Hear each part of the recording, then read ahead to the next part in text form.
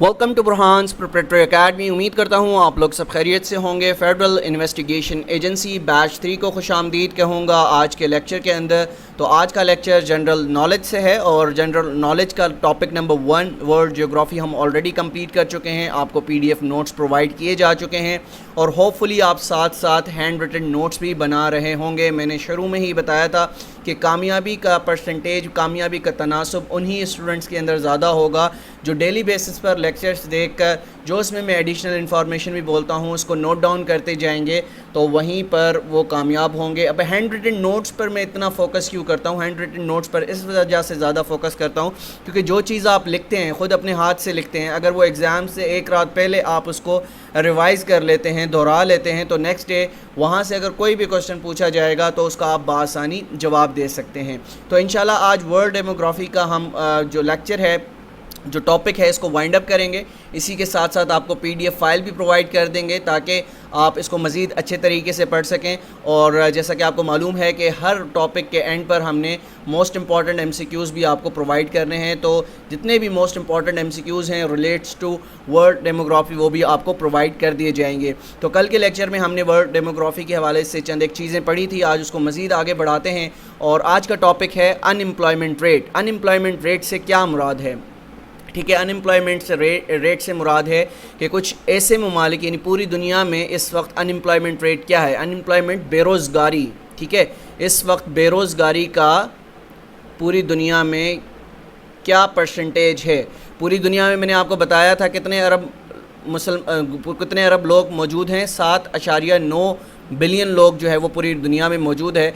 अब इन 7.9 बिलियन लोगों में अनएम्प्लॉयमेंट रेट कितना है वो हम आज के लेक्चर में आपको बताएंगे। और कुछ ऐसे कंट्रीज़ भी बताएंगे जहां पर अनएम्प्लॉयमेंट रेट बहुत ज़्यादा है और कुछ ऐसे कंट्रीज़ भी बताएंगे जहां पर अनएम्प्लॉयमेंट रेट बहुत कम है, यानी वहां पर बेरोज़गारी बहुत ज़्यादा कम है। ठीक है, तो आज के लेक्चर में हम इंपॉर्टेंट चीज़ें पढ़ने वाले हैं, नोट डाउन करते जाइएगा। आपकी ये नॉलेज न सिर्फ FIA के एग्ज़ाम में आपको हेल्प आउट करेगी, बल्कि दीगर एग्ज़ाम्स में या दीगर इंटरव्यूज़ में जब कोई जनरल डिस्कशन हो रही होती है तो आपके पास जब ये नॉलेज होगी तो आप अपना आर्गूमेंट अच्छे तरीके से पेश कर सकते हैं। तो सबसे पहले डेफिनेशन देख लेते हैं कि अनएम्प्लॉयमेंट रेट की डेफिनेशन क्या है। The unemployment rate is defined as the percentage of unemployed workers. अब अनएम्प्लॉयड वर्कर्स से क्या मुराद है? Currently who do not work, यानी जिसके पास इस वक्त काम नहीं है करने को, वो क्या कहलाता है? अनएम्प्लॉयड बंदा या अनएम्प्लॉयड वर्कर कहलाता है। ठीक है, तो इसकी परसेंटेज हम कैसे निकालते हैं? हम क्या करते हैं, टोटल लेबर फोर्स लेते हैं, उसको डिवाइड कर देते हैं अनएम्प्लॉयड वर्कर के साथ, तो हमारी जो परसेंटेज है अनएम्प्लॉयड पर्सनस की वो निकल आती है। ठीक है, अब हम ये ग्लोबली देख रहे हैं, याद रखिएगा हम किसी पर्टिकुलर कंट्री की बात नहीं कर रहे, हम ग्लोबली चीज़ें डिस्कस कर रहे हैं। और कल के लेक्चर में मैंने आपको बताया था कि वर्ल्ड डेमोग्राफी के अंदर हम ह्यूमन पॉपुलेशन से रिलेटेड जितने भी इंडिकेटर्स हैं उसको पढ़ते हैं।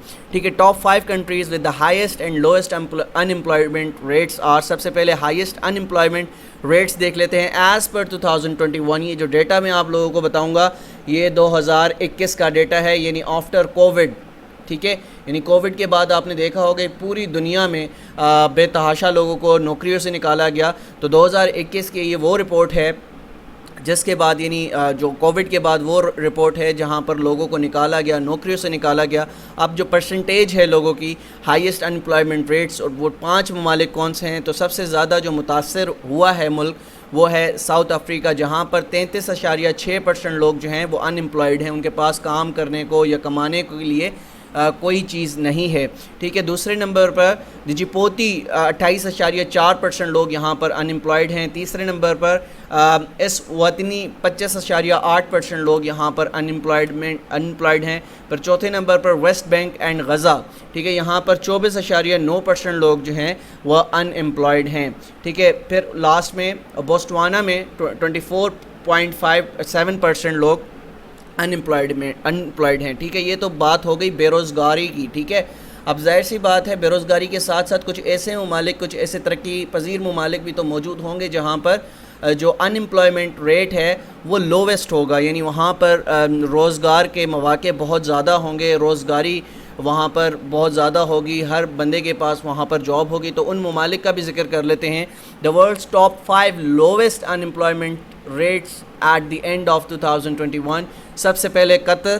ٹھیک ہے, قطر میں صرف اور صرف 0.3% لوگ جو ہیں وہ ان امپلائڈ ہیں. اس کا مطلب ہے کہ سب سے ترقی پذیر ممالک اگر دیکھا جائے روزگار کے حوالے سے تو وہ قطر ہے, جہاں پر صرف اور صرف کتنے لوگ ان امپلائڈ ہیں اس وقت, 0.3% لوگ جو ہیں وہاں پر ان امپلائڈ ہیں. پھر دوسرے نمبر پر کمبوڈیا ہے, 0.6% یہاں پر لوگ ان امپلائڈ ہیں.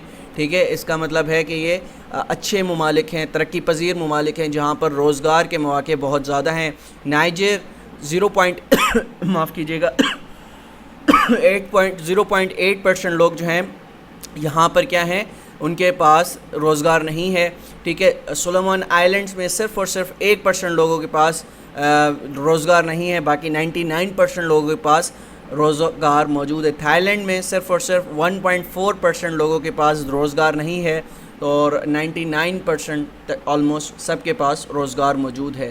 ٹھیک ہے, آئی ہوپ کہ کوئی ایسا وقت آئے جب یہ پرسنٹیجز میں ہمارے پاکستان کے بارے میں بتا رہا ہوں.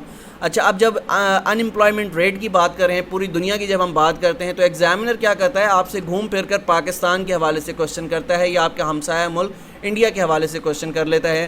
تو جب ہم گلوبلی بات کریں گے تو ساتھ ساتھ پاکستان کو بھی لے کر چلیں گے, اور پاکستان کا مقابلہ ہمیشہ ایگزامنر جو ہے وہ کس سے کرتا ہے, انڈیا سے کرتا ہے. ٹھیک ہے, دونوں ممالک کی جو ریٹس ہیں اس وقت, ان امپلائمنٹ ریٹس ہیں, اس پر نظر دوڑا لیتے ہیں. According to the labour force survey 2020-2021 the overall unemployment rate is 6.3%. Pakistan میں ان امپلائمنٹ ریٹ کتنا ہے, 6.3%. یاد رکھیے گا, پاکستان میں اس وقت ان امپلائمنٹ ریٹ 6.3% ہے, اور ان جون 2022 all India unemployment rate is 7.80. اب پاکستان میں یہ ریٹ ہے 6.3% اور انڈیا میں یہ ریٹ ہے 7.80%. تو آپ ابھی سوچ رہے ہوں گے کہ کیا انڈیا ہم سے زیادہ جو ہے وہ نیچے گرا ہوا ہے؟ نہیں, وہاں کی آبادی بھی آپ دیکھیں نا, وہاں پر جو پاپولیشن ہے وہ کتنی ہے, وہاں پر پاپولیشن تقریباً 1 ارب سے زیادہ ہے, اور پاکستان میں پاپولیشن 22 کروڑ ہے. تو اس کا مطلب کہ ہم ابھی بھی, یعنی ہمارے پاس 22 کروڑ عوام ہونے کے باوجود ہمارے پاس جو یہاں پر ان امپلائمنٹ ریٹ ہے وہ 6.3% ہے. برکف یہاں پر آپ دیکھیں گے انڈیا کے پاس 1 ارب آبادی موجود ہے اور ان کے پاس جو ان امپلائمنٹ ریٹ ہے وہ بہت بہتر ہے. لائک وہاں پر صرف 7.80 لوگوں کے پاس پرسنٹیج کے پاس جاب موجود نہیں ہے. تو اس کا مطلب ہوا کہ انڈیا ہم سے زیادہ اس وقت ترقی پذیر ممالک میں سے ایک ہے جہاں پر روزگار کے مواقع بہت زیادہ ہیں. اب ہم آگے بڑھتے ہیں, لینگویجز کی بات کرتے ہیں. پوری دنیا میں اس وقت 193 ممالک موجود ہیں, اور اوورال ہر ملک کے اندر وہاں کی ریجنل لینگویجز بھی موجود ہوتی ہیں. ریجنل لینگویجز سے مراد, جس طرح سے پاکستان میں آپ دیکھ لیں کہ پنجاب میں پنجابی بولی جاتی ہے, سندھ میں سندھی بولی جاتی ہے, بلوچستان میں بلوچی بولی جاتی ہے, KPK میں پختون جو ہے لینگویج بولی جاتی ہے.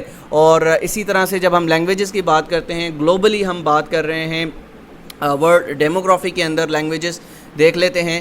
تو یاد رکھیے گا, list of the total number of total speakers. اب میں یہاں پر بات کروں گا ٹوٹل اسپیکرز کی, چاہے وہ نیٹو اسپیکرز ہیں چاہے وہ نان نیٹو اسپیکرز ہیں. تو یہ اوورال ہم بات کر رہے ہیں کہ دنیا میں سب سے زیادہ اس وقت جو لینگویج ہے وہ کون سی بولی جاتی ہے. تو ٹھیک ہے, it is not on the basis of total number of native speakers. Native speakers, اب آپ کو اگر لفظ سمجھ نہیں آ رہا تو یاد رکھیے گا مادری زبان. ٹھیک ہے, اب ہم یہاں پر صرف اور صرف مادری زبان کو ڈسکس نہیں کر رہے, مادری زبان پلس اور جو دوسروں کی جو اوور آل لینگویج پوری دنیا میں بولی جاتی ہے, جس میں انگریزی بھی شامل ہے, چائنیز, یعنی ڈفرینٹ لینگویجز شامل ہیں. تو سب سے زیادہ ہم بات کریں گے کون سی لینگویج ہے جو پوری دنیا میں سب سے زیادہ بولی جاتی ہے. تو یہ آپ کے سامنے لسٹ ہے, رینک موجود ہے, نیم آف دا لینگویج موجود ہے, ٹوٹل اسپیکرز موجود ہیں. تو سب سے پہلے انگریزی دنیا میں سب سے زیادہ بولے جانے والی زبان ہے, جس کو تقریباً 1.348 بلین لوگ جو ہے وہ بولتے ہیں. ٹھیک ہے, آپ دیکھیں پاکستان میں جو آفیشیل لینگویج ہے وہ کیا ہے, آفیسز میں جو بولی جاتی ہے وہ کون سی لینگویج ہے, وہ انگریزی ہے. اور پوری دنیا میں اکثر ممالک ایسے ہیں جہاں پر انگریزی جو ہے وہ بولی جاتی ہے. پھر دوسرے نمبر پر مندرین چائنیز ہے جو کہ 1.120 لوگ جو ہیں اس کو بولتے ہیں. اور اگر نیٹو اسپیکنگ کے حوالے سے بات کی جائے کہ نیٹو لینگویج جو ہے دنیا کی سب سے بڑی نیٹو لینگویج کون سی ہے تو وہ آپ کی کہلائے گی چائنیز. ٹھیک ہے, تو یاد رکھیے گا اگر نیٹو لینگویج کے بارے میں بات کی جائے, مدر لینگویج کے بارے میں بات کی جائے کہ سب سے زیادہ کون سی لینگویج وہ بولی جاتی ہے تو وہ چائنیز ہوگی. لیکن اوور آل جب لینگویجز کی بات کریں تو انگریزی نمبر 1, ٹھیک ہے, چائنیز نمبر 2, پھر ہندی, ٹھیک ہے, ہندی نمبر 3 جس کو 600 ملین پیپل جو ہیں وہ بولتے ہیں. پھر چوتھے نمبر پر اسپینش جس کو 543 ملین لوگ بولتے ہیں پوری دنیا میں. اور پانچویں نمبر پر عربک جس کو 274 ملین لوگ جو ہے وہ پوری دنیا میں بولتے ہیں. مزید آگے بڑھتے ہیں. Life expectancy of world population. Life expectancy سے کیا مراد ہے؟ لائف ایکسپیکٹنسی سے مراد ہے کہ ایوریج بندہ کتنا زندہ رہتا ہے. ایوریج لائف اگر آپ اس کو کہہ دیں کہ پوری دنیا میں ہر ممالک کی ڈفرینٹ پرسنٹیجز آپ کو یہاں پر میں آپ کو آج دکھاؤں گا کہ ڈفرینٹ ممالک میں ڈفرینٹ پرسنٹیجز پائی جاتی ہیں. کہ کافی ممالک میں جو لوگوں کی ایوریج لائف ہے وہ تقریباً 60 ایئرس ہے, کافی جگہ پر یہ 85 ایئرس ہے, کافی جگہ پر یہ 82 ایئرس ہے.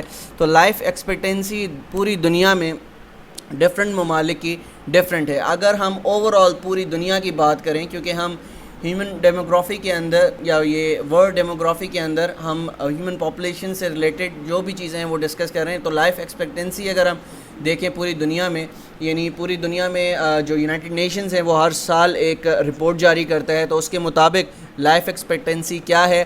Life expectancy at birth data based on the latest United Nations population division, وہ کیا کہتا ہے کہ بوتھ سیکسز یعنی میلز اینڈ فیمیلز کی جو اوور آل یہاں پر لائف ایکسپیکٹنسی ہے پوری دنیا میں وہ کتنی ہے 73.2 ایئرز. یعنی پوری دنیا کی اگر ایوریج نکالی جائے مرد اور عورتوں کی وہ کتنا زندہ رہتے ہیں تو وہ 73.2 سال جو ہے وہ زندہ رہتے ہیں. اور اگر ہم پرٹیکولرلی فیمیلز کی بات کریں پوری دنیا میں تو 75.6 سال جو ہے وہ زندہ رہتی ہیں. ٹھیک ہے, اور یہاں پر اگر میلز کی بات کی جائیں تو وہ 70 برس میں ہی اللہ کو پیارے ہو جاتے ہیں. تو ایک انٹرسٹنگ فیکٹ ہے کہ فیمیلز کو کیا وجہ ہے کہ وہ اتنی زیادہ 5 سال مرد حضرات سے زیادہ زندہ رہتی ہیں, شاید ان کو کوئی ٹینشن نہیں ہوتی. خیر یہ مذاق کر رہا ہوں, مائنڈ مت کیجیے گا.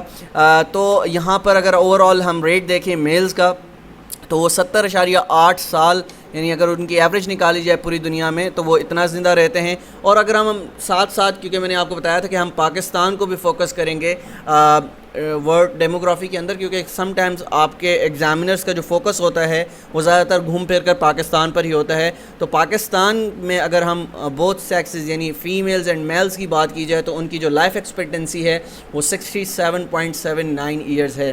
تو اس کا مطلب ہے کہ اوور آل ایوریج ایئر جو یہاں پر ہر ایک پاکستانی کی موجود ہے وہ تقریباً 67 سال ہے. اور جلدی مر جاتے ہیں, کیوں, وجہ کیا ہے؟ اس کے بہت سے فیکٹرز ہیں, میں آگے چل کر ڈسکس بھی کرتا ہوں. آپ صرف اور یہ ممالک کو دیکھیں گے جہاں پر لائف ایکسپیکٹنسی تقریباً 85 ایئرز ہے تو آپ ان کا دیکھیں گے لائف سٹائل وہاں کا کیسا ہوگا. تو آبویسلی جہاں جس ملک کا لائف سٹائل اچھا ہوگا, جہاں ٹینشنز کم ہوں گی, تو وہاں آٹومیٹیکلی جو زندگی کی جو اوسط ہے, جو ایوریج ہے وہ بڑھ جائے گی. ٹھیک ہے, تو countries with the highest life expectancy, ٹھیک ہے, تو ہائیسٹ لائف ایکسپیکٹنسی کن ممالک کے اندر موجود ہے, تو یہ آپ کے پاس لسٹ موجود ہے. ہانگ کانگ آپ دیکھیں, وہاں پر ترقی پذیر ممالک ہے, کسی چیز کی کمی نہیں ہے. وہاں پر آپ اگر ان امپلائمنٹ ریٹ دیکھیں بہت کم ہے, ٹھیک ہے, لوویسٹ ان امپلائمنٹ ریٹ ہے ہانگ کانگ کے اندر. تو وہاں ٹینشنز نہیں ہیں, ٹھیک ہے, ٹینشنز نہیں ہیں. تو وہاں پر تقریباً ایک اوسط بندہ تقریباً 85 سال جیتا ہے. پھر جاپان کی بات دیکھ لیں, جاپان میں بھی آپ دیکھیں گے کہ وہاں پر ترقی پذیر ممالک ہے, کوئی ٹینشن نہیں ہے, ٹھیک ہے, ہر چیز اسموتھلی چل رہی ہے. ٹھیک ہے, وہاں کے لوگوں کے پاس اپنا کاروبار ہے, وہاں کے لوگ اپنا روزگار کما رہے ہیں. ٹھیک ہے, کوئی ٹینشن نہیں ہوتی کہ آج بجلی بڑھ گئی, آج پانی نہیں آ رہا گھر میں. ٹھیک ہے, تو جہاں پر ٹینشنز زیادہ ہوں گی تو ہارٹ فیلیئرز ہوں گے, آپ کو بی پی کی بیماریاں ہوں گی, اور بیماریوں کے ساتھ ساتھ آپ اللہ کو پیارے ہو جائیں گے. تو آپ جاپان کا حال دیکھیں تو وہاں پر 85 سال لوگ زندہ رہتے ہیں, لائف ایکسپیکٹنسی ریٹ وہاں کا 85 سال ہے. پھر ہم مکاؤ کی بات کرتے ہیں, 84 سال ہے تقریباً. پھر سوئٹزرلینڈ کی بات کرتے ہیں. اب یہ وہ ممالک ہیں جو ترقی پذیر ہیں, وہاں پر ٹینشنز ہی نہیں ہیں. ٹھیک ہے, آپ کی جو ایک لائف سٹائل ہے وہ بہترین طریقے کا ہے. تو آپ دیکھیں وہاں پر ایوریج جو لوگ ہیں وہ 84 سال زندہ ہیں. ٹھیک ہے, بالکل آپ کی بات درست ہے. اور یہ ہمارا اسلام بھی یہ سکھاتا ہے کہ اللہ تعالیٰ نے ہماری زندگیاں جتنی لکھی ہیں وہ ہمیں اتنی ہی ملیں گی، ٹھیک ہے. لیکن اس پر بہت بڑا ایک فیکٹر بھی شامل ہے کہ ہماری جو زندگی کا جو اوسط ہے وہ ڈے بائی ڈے کم کیوں ہوتا جا رہا ہے. آخر کیا وجہ ہے؟ اس کی وجہ سب سے بڑی یہی ہے کہ ہمارے پاکستان میں ٹینشنز بہت زیادہ ہیں، اور ٹینشن وہ ایک ایسا فیکٹر ہے جو کہ آپ کو بیماریوں میں مبتلا کرتا ہے، اور بیماری جب آتی ہے انسان کے اندر تو الٹیمیٹلی اس کو اس دنیا سے جانا پڑتا ہے. سنگاپور دیکھ لیں، ترقی پذیر ممالک اگین، یہاں پر بھی لائف ایکسپیکٹنسی 84 سال ہے. اٹلی آپ دیکھ لیں، یورپین کنٹری ہے تو 84.01 یہاں پر اوسط ہے. اسپین دیکھ لیں اگین 83 سال یہاں پر لوگ زندہ رہتے ہیں. آسٹریلیا دیکھ لیں 83 سال تقریباً لوگ یہاں پر زندہ رہتے ہیں. آئس لینڈ دیکھ لیں تو یہاں پر 83 سال لوگ زندہ رہتے ہیں. اور ساؤتھ کوریا دیکھ لیں 83 سال لوگ یہاں پر یعنی ان کی جو ایوریج ہے وہ 83 سال زندہ رہتے ہیں.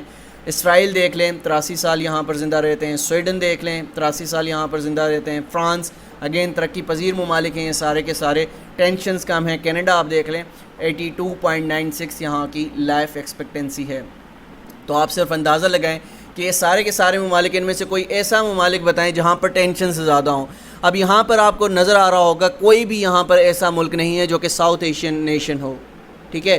تو اس کا مطلب کیا ہوا؟ یہ جو ریجن ہے جس میں آپ کا پاکستان شامل ہے، انڈیا شامل ہے، ٹھیک ہے، بنگلہ دیش شامل ہے، سری لنکا شامل ہے، یہ ساؤتھ ایشین کنٹریز ہیں، ٹھیک ہے.